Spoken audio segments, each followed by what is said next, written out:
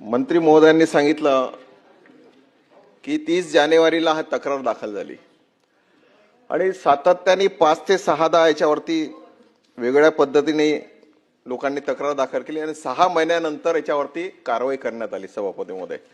सभापती महोदय मुद्दा हा आहे की सरकारी खाजगी अनुभव सर्टिफिकेट देणं हे कुठल्याही कायद्यात बसत नाही आणि समोरच्यांनी पैसे घेतले वापस केले त्यानंतर पोलिसांनी वा सुमोटो गुन्हा का नाही दाखल केला.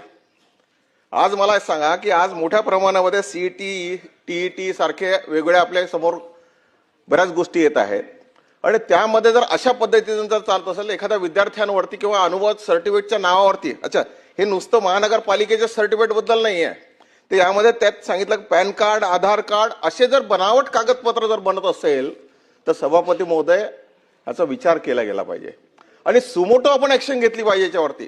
पोलिसांनी 6 महिने का वाट पाहिली हा पहिला माझा प्रश्न आहे सगळ्यात महत्त्वाचा.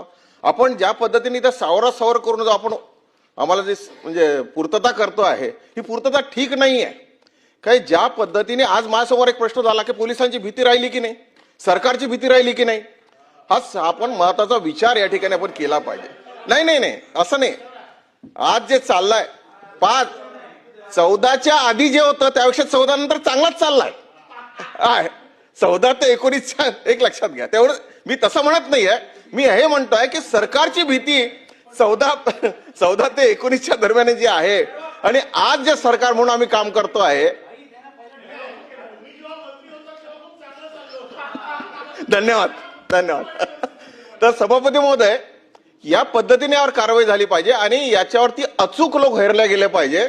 सामान्यतः सामान्य व्यक्तींना कोणीही फसवणूक करू नये कारण हा जीवनाचा प्रश्न आहे. त्याला नोकरी पाहण्यासाठी तो लोक इकडून तिकडून लोन काढून ह्या सगळ्या गोष्टी करतायत. त्यासाठी आपण चांगली कारवाई करावी आणि पोलिसांना सुमोटो असे जे गुन्हेगार असेल सुमोटो यावर कारवाई झाली पाहिजे. सभापती महोदय आपण कारवाई करणार का?